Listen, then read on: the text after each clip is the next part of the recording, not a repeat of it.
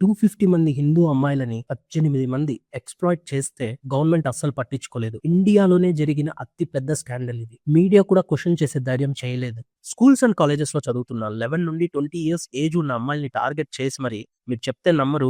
ఫోటోలు తీసి ఆ ఫోటోస్ లీక్ చేస్తామని భయపెట్టి, మీ ఫ్రెండ్స్‌ని తీసుకొనొస్తే వదిలేస్తామని చెప్పి ఒక్కరి తర్వాత ఒకరిని సహాయం కోసం ఆ అమ్మాయిలు పెట్టిన అరుపులకు సమాధానం రాలేదు. గవర్నమెంట్ అండ్ మీడియా ఎందుకు సైలెంట్‌గా ఉంది? అసలు ఈ కేసులోని బాధితులు ఎంత నరకం అనుభవించారో తెలుసుకోవాలంటే ఈ కేసు ఇంట్రెస్టింగ్ డీటెయిల్స్‌లోకి వెళ్దాం.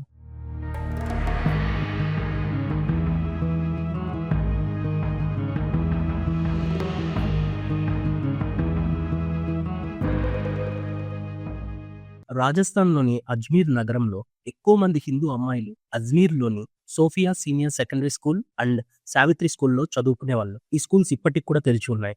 High ranking officials and rich family వాళ్ళ కూతుర్లు మాత్రమే ఇక్కడ ఎక్కువ మంది చదువుకునేవాళ్ళు. 9థ్ క్లాస్ చదువుతున్న ఒక అమ్మాయి ఫరూక్ చిష్టి అనే అబ్బాయితో ప్రేమలో పడింది. ఈ అబ్బాయితో ప్రేమలో పడిన తర్వాతే ఈ కథ మొత్తం స్టార్ట్ అయింది. ఆ అబ్బాయి అజ్మీర్‌లోని రిచ్ ఫ్యామిలీకి చెందినవాడు. ఆ సమయంలో అది ఓన్లీ లేడీస్ స్కూల్ కాబట్టి అమ్మాయిలు ఎక్కువగా స్కూల్ బయట అబ్బాయిలను కలుసుకునేవాళ్ళు. వాళ్ళ ఫ్రెండ్‌షిప్ లవ్‌గా మారిన తరువాత ఫరూక్ ఒకరోజు సిగరెట్ తాగుదామని తన ఫార్మ్ హౌస్‌కి ఇన్వైట్ చేశాడు. పాపం ఆ అమ్మాయి వాడి మీద నమ్మకంతో ఫార్మ్ హౌస్‌కి వెళ్ళింది. కానీ దురదృష్టవశాత్తు అతను ఆమెపై లైంగిక దాడి చేసి ఫోటోలు తీశాడు. ఆ తరువాత ఆ ఫోటోలను ఉపయోగించి అమ్మాయిని బెదిరించి బ్లాక్‌మెయిల్ చేయడం మొదలుపెట్టాడు. ఆమెను తన ఫ్రెండ్స్ ఆర్ క్లాస్‌మేట్స్‌కి పరిచయం చేయమని బలవంతం చేశాడు. ఆ అమ్మాయికి వేరే దారి లేక ఫరూక్ డిమాండ్స్‌కి కట్టుబడి తన ఫ్రెండ్‌ని ఆ ఫార్మ్ హౌస్‌కి తీసుకెళ్తే ఆమెతో కూడా ఫోటోలు తీసి చాలా కాంప్రమైజింగ్ పొజిషన్‌లో ఫోటోలు తీసి ఆ అమ్మాయిని కూడా బ్లాక్‌మెయిల్ చేయడం స్టార్ట్ చేశాడు. ఫరూక్ ఒంటరిగా ఈ నేరం చేయలేదు. అతనితో పాటు పదే పదే నేరం చేసేవాళ్ళు ఉన్నారు. అతని బ్రదర్ నిఫీష్ చిష్టి కూడా ఇన్వాల్వ్ అయ్యాడు. వీళ్ళు స్కూల్ నుండి గర్ల్స్ ని టార్గెట్ చేసుకుని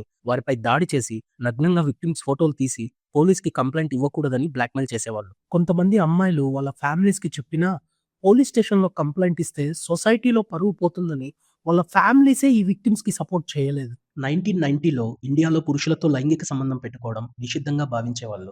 మెయిన్ కల్ప్రిట్స్ చాలా powerful people. Farooq Chishti and అతని brothers Nafees and Anwar local youth Congress leaders. వారు ముస్లింలకు పవిత్రమైన అజ్మీర్ షరీఫ్ దర్గా సంరక్షణ బాధ్యతలు నిర్వహించే ఖదీం కుటుంబ సభ్యులు.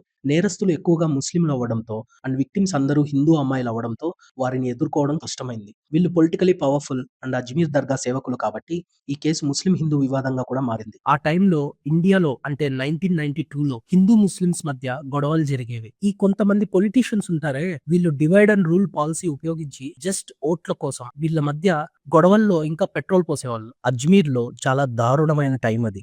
ఈ గ్యాంగ్ ద్వారా దోపిడీకి గురయ్యే అమ్మాయిల సంఖ్య పెరిగిపోయింది. విక్టిమ్స్ కాంప్రమైజింగ్ ఫొటోస్ ని ప్రింట్ చేసి చివరికి వాటిని ప్రచారం చేశారు.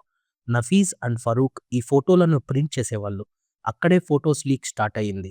ఈ స్కాండల్లో వాళ్ళకు హెల్ప్ చేసిన ఒక ల్యాబ్ ఎంప్లాయీ కూడా ఉన్నాడు. దాడికి గురైన విక్టిమ్స్ ఫోటోస్‌ని సిటీ మొత్తం సర్క్యులేట్ చేశారు.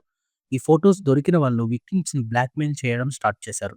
వీరిని డిఫరెంట్ ప్లేసెస్‌కు పిలిపించి మళ్ళీ వారిపై దాడి చేశారు. విక్టిమ్స్ హరాస్మెంట్ అండ్ బ్లాక్‌మెయిల్ ఎదుర్కొంటూనే ఉన్నారు. షాకింగ్ విషయం ఏంటంటే వీళ్ళ ఫ్యామిలీస్ కానీ, సొసైటీ గానీ ఎటువంటి హెల్ప్ చేయలేదు. ఆ ఫోటోలు అధికారులకు కూడా చేరాయి. కానీ చర్య తీసుకునే బదులు అందరూ మౌనంగా ఉండిపోయారు.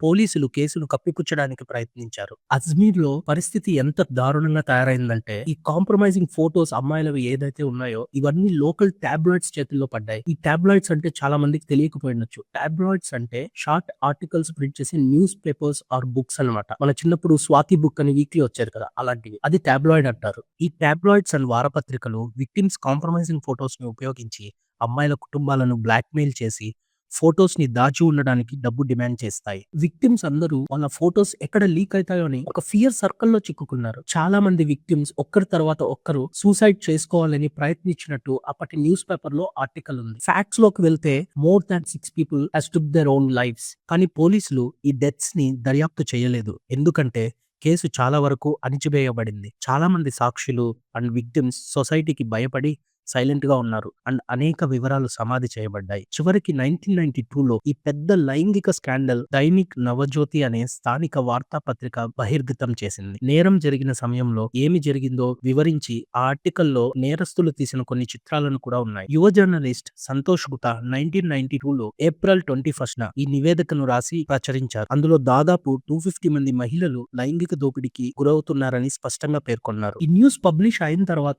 అజ్మీర్ సిటీ మొత్తం భయాందోళనకి అండ్ షాక్ కి గురయ్యారు. ఈ కేసును బయట పెట్టడానికి ప్రయత్నించిన వారికి కూడా భారీ బెదిరింపులు ఎదురయ్యాయి. అజ్మీర్ కేసుపై ఆర్టికల్స్ రాస్తున్న లెహ్రోన్ కి బర్కా అనే చీఫ్ ఎడిటర్ మదన్ సింగ్ ప్రభుత్వ ఆసుపత్రిలో దాడి చేసి చంపబడ్డాడు. సెప్టెంబర్ 4న ఒక వ్యాన్ లో వచ్చిన ఇద్దరు వ్యక్తులు అతనిపై కాల్పులు జరపడంతో అతని హిప్ కి గాయమైంది. అతను డ్రైనేజ్ లో దూకి తప్పించుకున్నాడు. కాంగ్రెస్ మాజీ MLA doctor Raj Kumar Jaipal and స్థానిక మాఫియా నాయకుడు సవాయ్ సింగ్ లను దాడి చేసిన వ్యక్తులుగా ఆయన గుర్తించారు. కానీ పోలీసులు ఆయన వాంగ్మూలాన్ని సీరియస్ గా తీసుకోలేదు. చివరికి హాస్పిటల్లో 5 నుండి 6 వ్యక్తులు అతనిపై మళ్లీ దాడి చేశారు. మదన్ సింగ్ కన్ను మూశాడు. పోలీసులు సవాయ్ సింగ్, రాజ్ కుమార్ జైపాల్, నరేంద్ర సింగ్ అండ్ ఇతరులపై కేసు నమోదు చేసి విచారిస్తే నిందితులందరూ నిరపరాధులుగా కోర్టులో బయటకొచ్చేశారు. కానీ చెప్తారు కదా, పాపం ఎవరిని ఊరికే వదలదని. కొన్ని ఇయర్స్ తర్వాత మదన్ సింగ్ ఇద్దరు కొడుకులు సవాయ్ సింగ్ ని చంపేశారు. వారు తమ తండ్రి మరణానికి ప్రతీకారం తీర్చుకున్నామని శపథం చేశారు. మదన్ సింగ్ వార్తాపత్రిక కాలం ద్వారా లైంగిక స్కాండల్లో జైపాల్ ఉన్నాడని